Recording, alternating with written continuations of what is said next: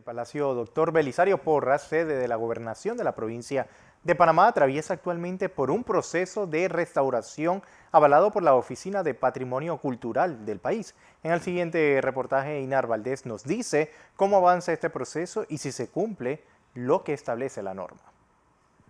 Hablar del Palacio de Gobierno Belisario Porras es referirse a un edificio histórico con más de 107 años, cuyas paredes han sido testigos de grandes acontecimientos y del progreso de una ciudad. Esta edificación fue declarada Patrimonio Histórico de la Nación por medio de la Ley número 37 del 22 de mayo de 1996. Actualmente pasa por un proceso de restauración y rehabilitación, acción que debe ser vigilada por el Departamento de Patrimonio Histórico y Cultural del Ministerio de Cultura, de acuerdo con la Ley 14 del 5 de mayo de 1982. La directora nacional de esta oficina explicó en qué consiste la intervención que se practica en este edificio.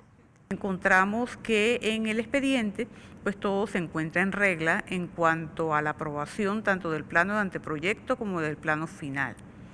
Entonces, uno de los principales problemas que presenta el edificio es las filtraciones de agua en la cubierta. Inclusive se le había colocado pues, una estructura metálica para tratar de subsanar el tema de la caída de agua sobre el techo que penetraba en la edificación, de manera tal que la impermeabilización de las cubiertas y el remozamiento de la misma es parte del proyecto. Lo mismo el proyecto describe reforzamientos estructurales y los estudios que debían llevarse a cabo. Igualmente, al tratarse pues de una situación delicada, también se contempla la remoción de algunas particiones, pero la forma general y la distribución interna del edificio pues deben permanecer tal cual, puesto que es un monumento histórico nacional.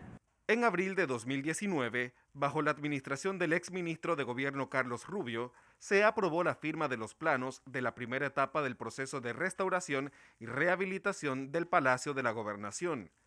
El arquitecto Manuel Choi tiene más de 30 años como especialista en restauración de edificaciones y explicó qué cosas deben tomarse en cuenta al momento de intervenir un monumento histórico. Así mismo, como dice la palabra, es volverlo a su estado original.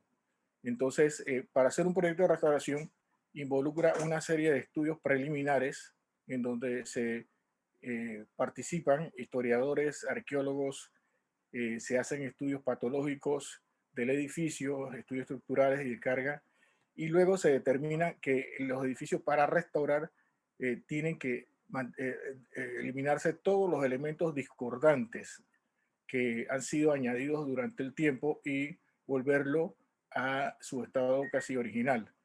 Y se hacen los estudios también de los sistemas constructivos que se utilizaron para construir estas edificaciones y se tiene que aplicar la misma tecnología para rescatarlo. Lo último que se está haciendo es agregar elementos de iluminación monumental, facilidades sanitarias a estas edificaciones, pero sin perturbar la esencia del monumento. El estilo de arquitectura es historicista neoclásico y se construyó como parte de la Exposición Internacional de Panamá, que buscaba rendir homenaje a hechos históricos como el descubrimiento del Mar del Sur, y también estaba cerca la inauguración del Canal de Panamá. El edificio de la Gobernación de la provincia de Panamá se construyó entre 1913 y 1916. Inicialmente fue ocupado por la Cruz Roja Panameña. También fue la sede de una escuela, posteriormente la sede del Ministerio de Relaciones Exteriores o Cancillería. Incluso por los años 40 fue ocupado por la presidencia de la República de nuestro país.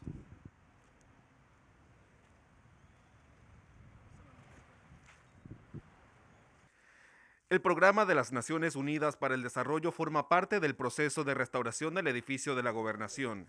Se encargó de realizar los primeros estudios. El ingeniero Darío Cadavid dijo cuáles son algunos elementos originales que se encontraron en el sitio. Así que el segundo valor que tenemos es cómo fue construido el material, concreto armado de inicios de siglos, y recordando que para ese tiempo la gestión de calidad todavía no se había definido como lo conocemos ahora.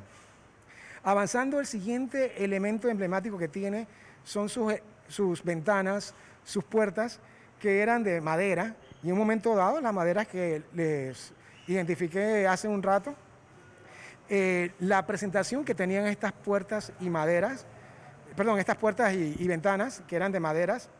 Si avanzamos, encontramos otros elementos, el escudo que identifica el edificio.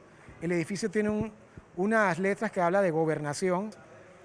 La configuración interna del edificio, que es parte de esa presentación arquitectónica neoclásica, por ejemplo, la forma que tiene su escalera, ¿sí?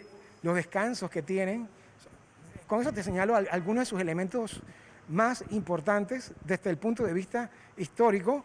En la evaluación de los daños que sufrió el edificio se enumeraron varios problemas, entre ellos el mal funcionamiento de los acondicionadores de aire, inundaciones en la azotea, vibraciones y polvo de las construcciones cercanas y de los vehículos. Desde 1998, el edificio no recibía mantenimiento, ni tuvo ninguna intervención para la conservación. Solo hubo un trabajo de reparación en el techo que fue poco adecuado. El arquitecto Ramón Boyd, supervisor de los trabajos de restauración, explicó algunos aspectos de la intervención al edificio.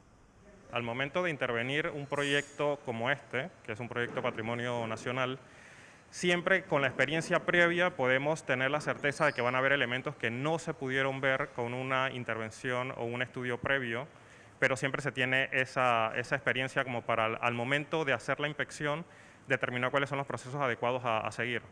En este caso se tenía considerado dentro del alcance la intervención, por darte un ejemplo, en lo que es la impermeabilización del techo, de la losa de techo, y a través de los estudios que se hicieron in situ se pudo determinar que el alcance era algo mayor de lo esperado, pero se tiene la previsión de poder atenderlos a tiempo. En este caso las viguetas que estaban muy lesionadas, todo el fondo de losa, que también conllevó un trabajo más extenso de lo que se había estimado, pero se pudo corregir y atender a tiempo. En todo proceso de restauración siempre habrá elementos que generan polémica. Uno de ellos, en el caso del edificio de la Gobernación, es la colocación de estructuras de gypsum para ocultar cables del sistema eléctrico. Un especialista en restauración, que prefirió reservar su identidad por temor a represalias, dijo que este tipo de prácticas no es la más adecuada, ya que estos materiales generan humedad que puede afectar la estructura original. Lo más adecuado es colocar molduras especiales para tapar los cables. Otra persona que ha expresado su incomodidad con el proceso de restauración es la diputada y exgobernadora Mayín Correa, quien ocupó el edificio en el periodo 2009-2014. En su cuenta de Twitter publicó: "Espero que la pintura del presidente Porras, que pagó la familia Porras y costó $20,000, no se desaparezca de la gobernación, además de otras cosas que son patrimonio". En otra publicación escribió: "Me pregunto si la actual y la anterior gobernadora saben lo que es un patrimonio histórico. Destruir el Palacio Porras es un delito".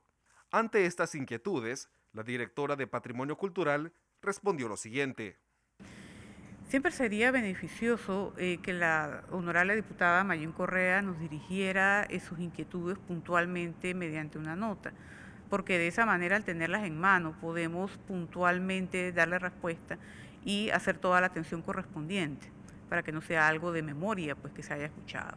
Lo mismo es beneficioso también y demuestra pues parte de lo que nosotros buscamos en nuestros dirigentes y en las personas que se encargan pues de servicios públicos de interés, que realmente mantengan el interés sobre las obras que han estado a su cargo y todos los trabajos que puedan tener relación con ellas. Así que nosotros le damos la bienvenida a las inquietudes de la señora Mayín Correa, pues diputada, antigua alcaldesa y también gobernadora, para que nos exprese las inquietudes por escrito, de manera tal que nosotros podamos asimismo darle las respuestas a todo lo que ella requiera con la documentación pertinente y pues haciendo cita de todos los documentos que reposan en los archivos de esta Dirección Nacional. En la primera etapa del proyecto se generó un manual de conservación y mantenimiento para el edificio, lo que permitirá a sus futuras administraciones prever cuándo, cómo y por qué se debe intervenir el edificio, qué tipo de profesional técnico y restaurador se requiere para hacer los trabajos. Además, ayuda a proyectar los costos de inversión y cuenta con un sustento técnico de la construcción. No obstante, estos procesos deben ser supervisados con rigurosidad para evitar alteraciones a patrimonios históricos y que permanezcan lo más intacto posibles para el disfrute de futuras generaciones. Einar Valdés López, Next Noticias.